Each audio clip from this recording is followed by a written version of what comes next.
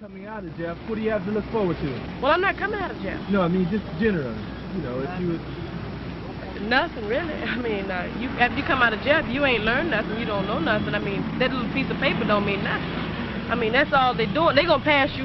I don't care if you're retarded. You know, you can be dumb as ace of spades. You know, they gonna graduate you anyway. What you gonna do with it? What am I gonna do with math? With math, yeah. What I'm gonna do with math, what I'm gonna go into is for police force. That's the academy that I'm going in.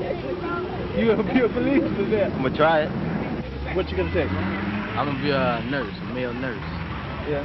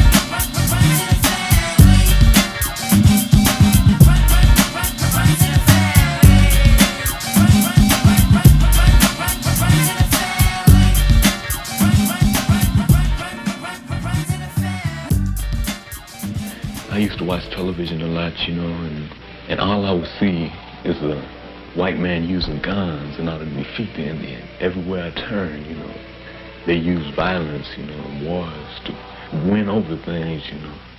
And that's the only way I can see that things could be accomplished. John was telling me you went up to this church thing, they took y'all up in the mountains to Camp Spirit or whatever it was. Camp Enchantment, whatever it was. And you came back, man, and you was... Your name Ted, man? No, Greg. I came back and I was what?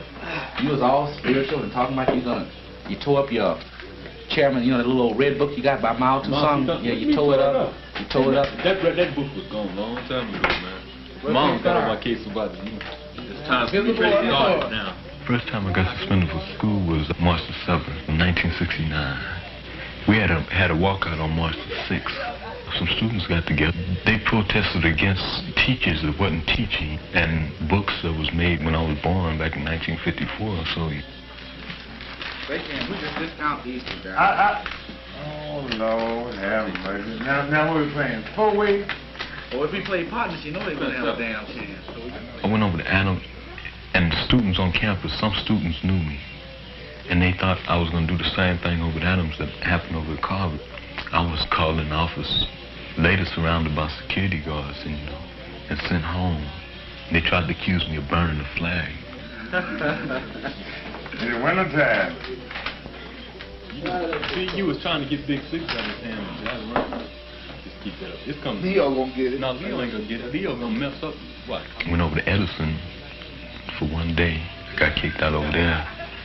I ended up staying out of school, you know, for the rest of that school year. And they let me in Jefferson High School, you know, after the summer. And told me I better not be involved in anything on that campus. You ain't got no army, you ain't got no air force. Only got 3 niggas in the world got an airplane. Shit, they ain't got no bombs to go along with you running out there. I bet you all white men gotta do is let all that food, let you niggas go down to the market, buy up all the food out of shop right in the ABC. That's all you got in your community and around.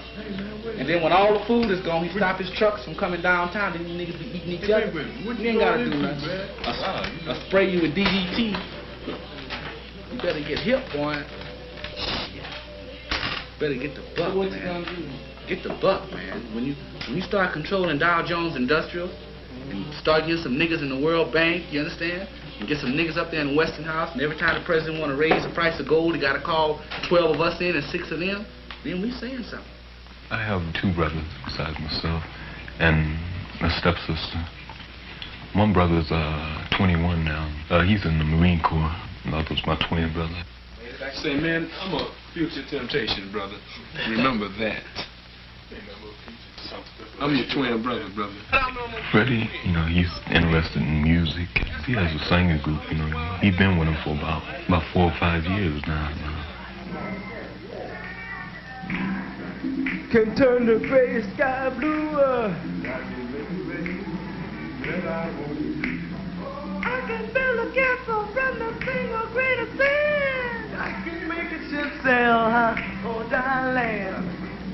But my life is incomplete and I'm so blue. Cause I can't get next to you. Can't get next to you, baby. Get next to you. I just can't get next to you. No matter what I do. I can fly like a bird in the sky. I can buy anything that money can buy. I can turn a river into a blazing fire. I can live forever with my soul. All the things I can do, but I can't get next to you. I can't get next to you, baby. I can't get next to you.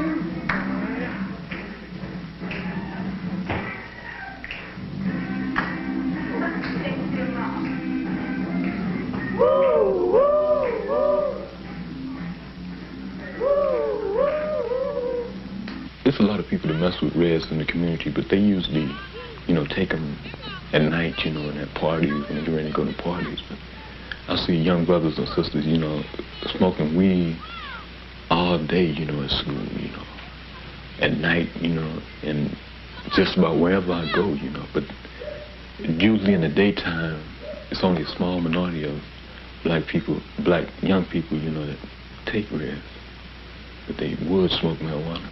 They're planning to make marijuana legal. At first, when the marijuana was in the black community and the Chicano community, they'd say, well, just control them, you know. But then when the white people start seeing their white kids use marijuana and say, hey, this cow gonna put my kid in jail, we gotta do something about this. So they can say, let's make marijuana legal. Marijuana, I believe if people want to use it, you know, if they dig on getting high, you know, and everything, well, you know, it's them. I guess I'm just this type of person, you know. I don't like to get in no kind of position where I can't, you know, think properly. When something take effect on me that I don't understand, it's a feeling, you know, I just can't stand it. I tried it, you know, 3 times. You know, I wasn't myself, and it seemed like I couldn't come back to myself right then.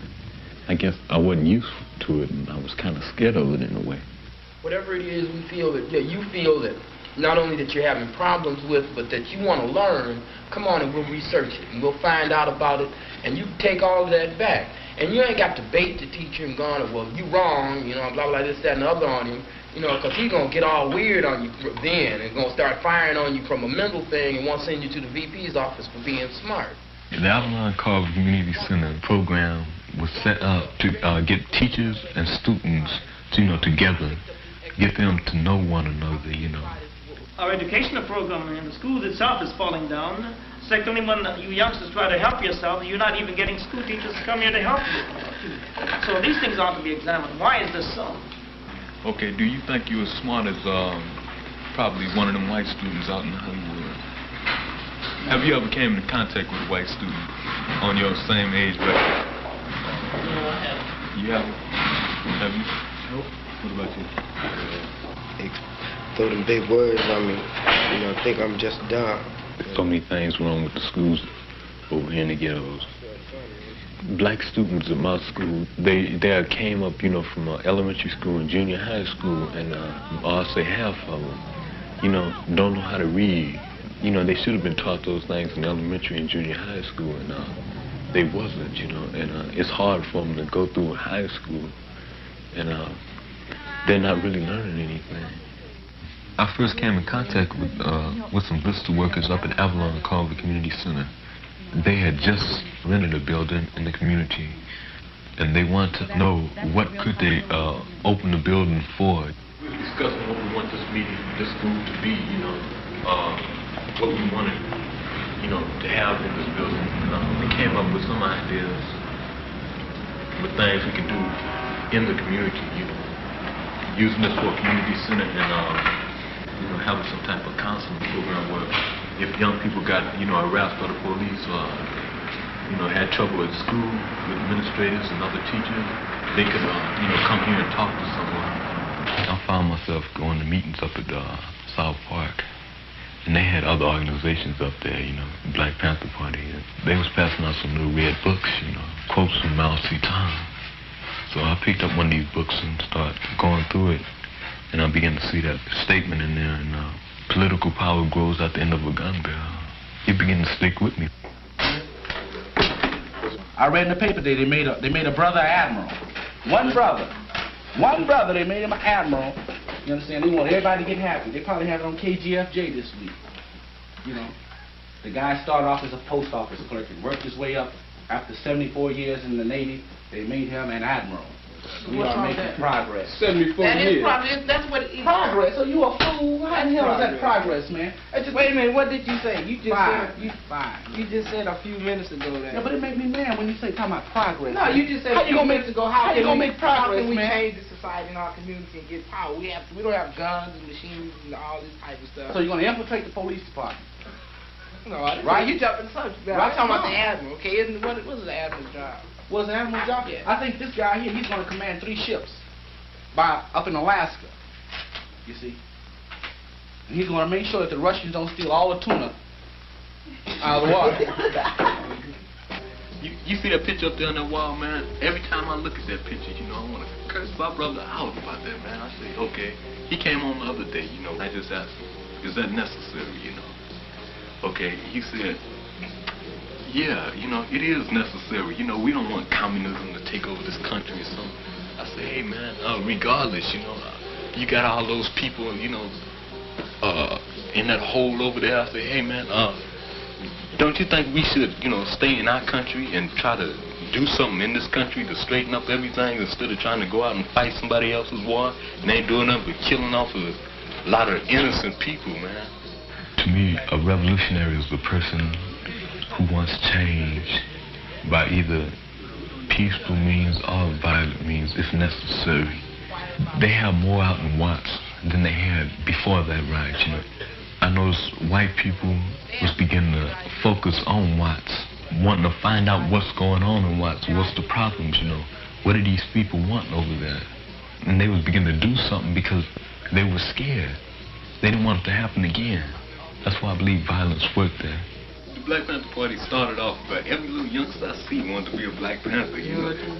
But it seems like now, you know, they fighting against each other. See, the pigs or the police department, or y'all not used to that language, so I use police department.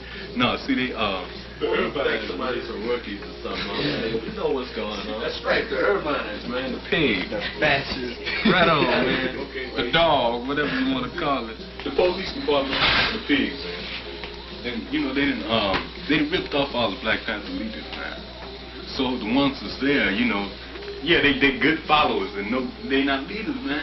See, they stopped the free breakfast program. You just said they had all the leaders. Maybe that's all they need. Another leader. Another leader ain't gonna do nothing but get ripped up again, send to prison, or get shot or something. We'll get more and more and more.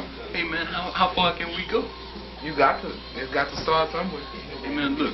We've been starting. That's the whole point. We've been starting all types of places, man. Starting. No, starting to How be about destroyed.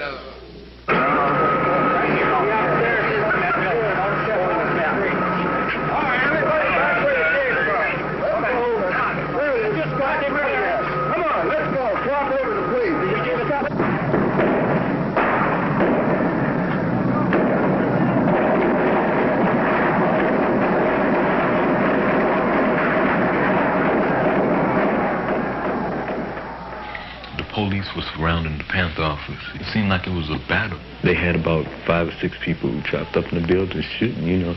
And whenever the Panthers brought out, you know, they brought out something bigger, you know. I even seen a tank rolling up the street with the police department on it. When I went down to the Panther office a couple of days later, you know, they helped clean out the building.